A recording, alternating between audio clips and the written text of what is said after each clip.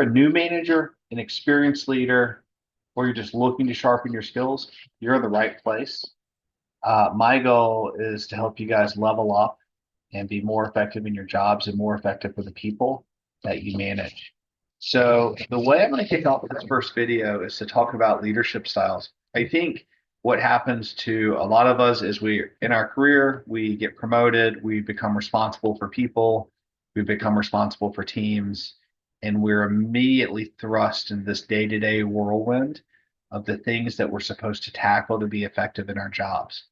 But I think when we look at our career, whether we've been in business for 20 years or whether just starting out, we need to take a step back and have some moments of self-reflection and really try to figure out who we are, so that we can talk about that with the people around us. That's going to make us more effective in our jobs.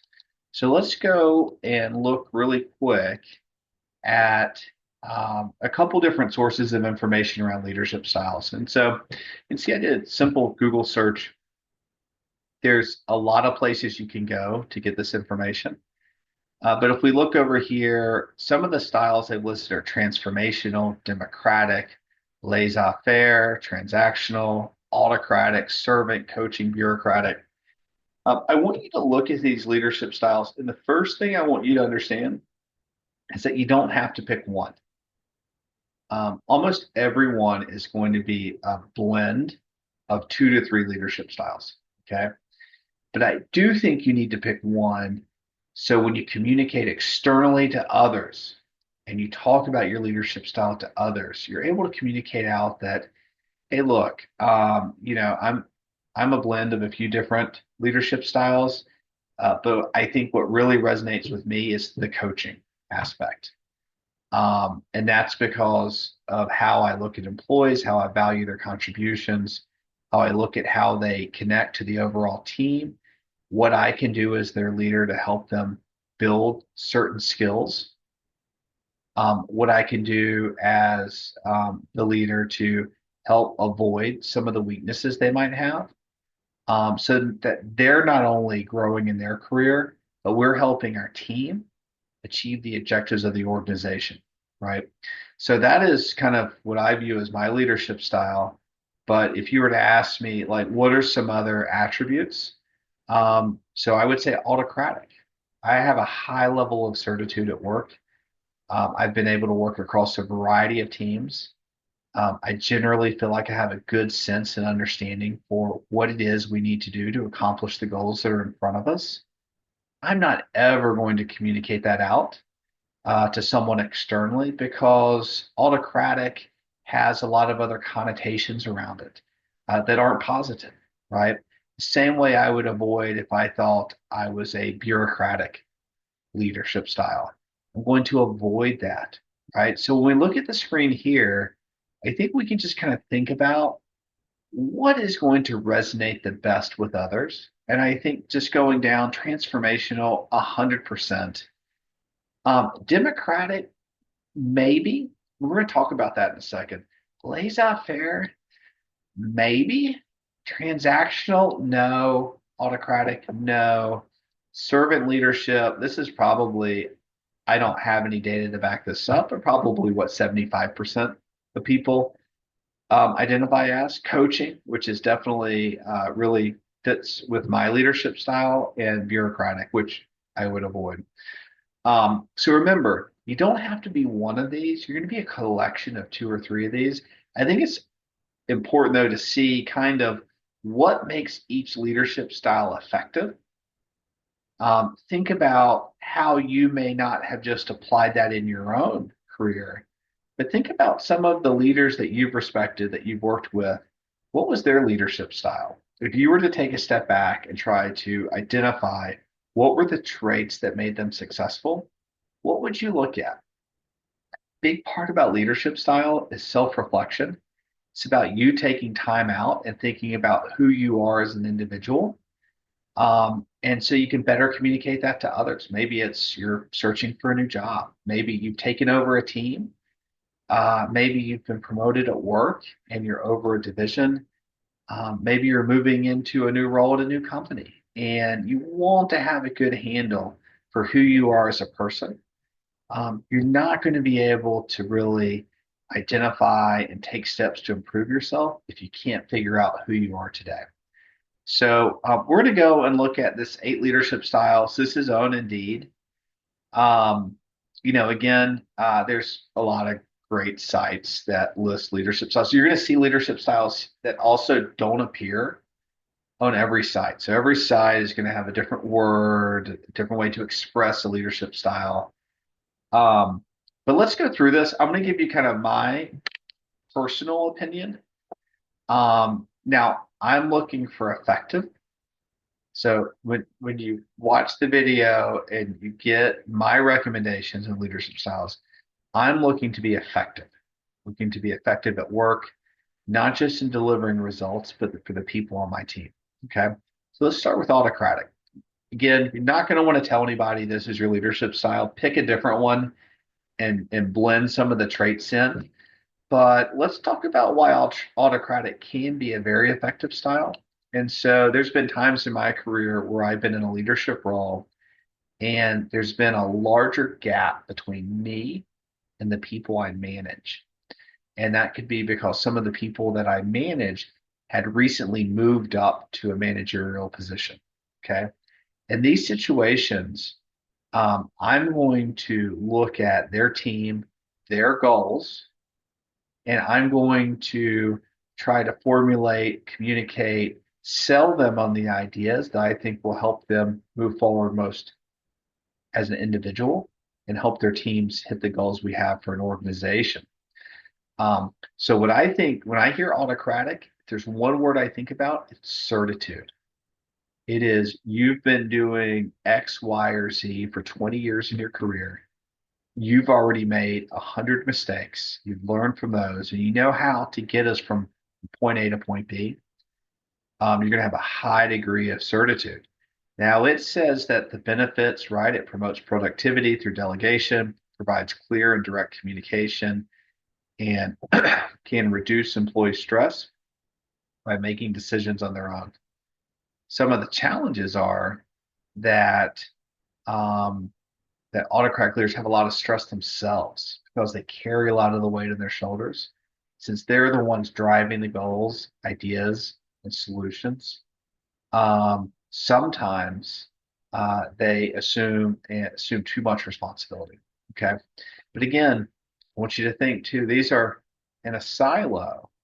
There's nothing that says you can't involve some of the good qualities of autocratic leadership style with some of the good qualities of another leadership style. The second leadership style listed here is the bureaucratic leadership style. Um, Again, I don't think this is going to resonate well with people outside of your organization or your team. I mean, could you imagine your boss coming in, having a conversation, and they're like, "Hey, I just want you to know that I have a bureaucratic leadership style." Um, that's going to take some selling to get over that. It just doesn't sound effective. Even in a large organization where that might be something that's, large organization is very hierarchical, where that might be something that is effective to navigate that system. I don't think you're going to want to share that with others, right? Now, Indeed says that the style can be efficient. Organizations need to follow strict rules and regulations, absolutely healthcare, government, maybe areas around compliance. Those things can be really critical.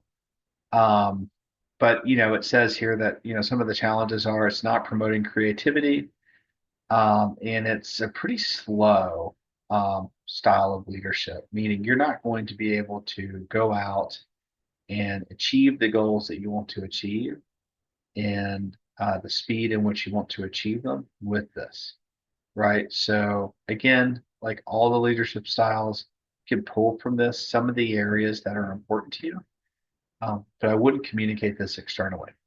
The next one, which is really what I identify as, is a coaching leadership style. I don't know whether it was growing up playing sports as a kid to having 3 boys that play a lot of sports, or just my overall thought and opinion of leading teams. But I really think of leading teams as a group of individuals, and those individuals really come together to help the overall team achieve a goal. So when I think of coaching, I start with the employee. I look and say, what are your strengths? What are your weaknesses? What do you want to achieve in your career? And I really try to put together either projects for them to work on during their annual review, really try to call out specific instances of things that would help the company or help them. And I really try to tie in the organizational goals with their own personal goals. I love coaching. I would communicate this externally. I think it's well received when you talk about it. And if we go and look at their benefits, it's generally positive. It promotes new skills, empowers team members 100%. All of that's true. And what's one of the challenges? It can be more time consuming. Okay. So I'm just going to throw a challenge out there to you. You're responsible for leading people, and those people look to you to help them grow in their career, to move their life forward. You can have an incredible impact on someone's life. And the last thing I would want from anyone that's in a leadership role is to say they don't want to do it because it's too time consuming. Um, right. Let's go to the next one, democratic leadership style. You know, as it suggests, you're going to really pull everyone in to every decision, get a lot of feedback. People really feel heard under this leadership style. Um, some of the benefits here is that they says they feel empowered, valued, unified, boost retention, but it can be really inefficient because the time it takes to pull everyone's opinion in and hear their thoughts. So this is a challenge because I think everyone at work wants to be heard, but I think it's really important as a leader to really balance that need against the need of the team, the individuals of that team, to move the business forward. So I think if you want to um, bring in some of these ideas, you should do so. You should definitely bring those in, get the feedback. But I just really caution you because not all feedback is the same. And if you manage a large group, not everybody provides valuable feedback, which is the truth. Some people are going to be negative on new ideas. Some people are going to have too many ideas. You're going to get a sense for your team, what's effective, but I generally have not seen many areas where this has been successful. The only time I have is a situation where there's more senior leadership and you have a CEO who's looking at his executive team to get feedback. Next, laissez-faire leadership style. I don't like this at all because I just think when you say laissez-faire leadership, it really is so hands off and it's so anti how I view leadership that unless you have really strong employees that are self-motivated, want autonomy, this is not going to be effective in my experience. But you can read here that it encourages accountability, creativity, and relaxed work environment, higher retention rates. I think all of that's true. I have someone I've worked for in the past that definitely has this leadership style. And for me, it works really well. I'm very self-driven though. It hasn't worked well for others who are not self-driven. Um, and I think it says here it doesn't work well for new employees. They need guidance. But I don't necessarily think it's just tenure because people that have been in the workforce for longer, there's some people that, we always talk about work-life balance. Balance is the key word. There's some people that take advantage of this leadership style, especially if they're unwilling to hold someone accountable, to not really balance the work part out with the rest of their life. Pacesetter, I think this is a really positive one to share externally. You want results. You're going to be very driven, set ambitious goals. You're going to be pushing your team constantly to hit those goals. Can't burn your team out. I think the real key to being successful at pace setting is to be good at goal creation, goal management, and goal communication. If you don't have those things um, in the right place, I think you're going to get burnout. I think people are not going to buy in, not going to believe in you as a leader. Number seven is servant leadership style. And I think this is probably what 75% of the people identify as. If you're talking to a group of people, it's generally going to go over well. It's because you have this people first mindset. Um, and and people respond well to that. Like if you have that sort of personality type, you're going to build a lot of loyalty with your teams. But it can be difficult sometimes to get your groups to move in the direction that you want to. Uh, you know, doing it this way. I actually have a different take from a negative perspective on this leadership style is that it's used so often. I don't feel like it sounds as authentic and effective when you communicate it externally to others. So if you feel like this is your leadership style, you should totally use it. But I would have some concerns about that.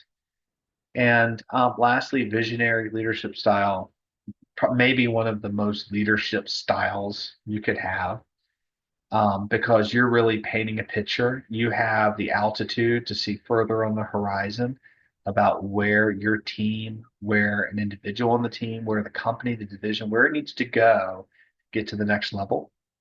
You're going to be able to not just paint the picture, but sell the idea. People that are really effective at doing that are incredible assets to organizations, especially when they're good at identifying and understanding what those goals should be. They can become disruptive if they're not really good at balancing the organization's needs and capacity. But if they can really move the business forward. It says here that they can help companies grow, unite teams 100%. Um, and I think this is true too. They may miss important details or opportunities. I think because a lot of times the leaders that have this style are very good at ideation and not always execution. But I think it's really powerful. I think you would communicate this externally. Again, these are just some of the leadership styles. You should go out, look at some of the ones yourself, look at other websites. They have other leadership styles listed, but really try to think about who you are as an individual and practice communicating that. Because I think the more introspective you are, the more effective you will be. Thanks for listening to this first video.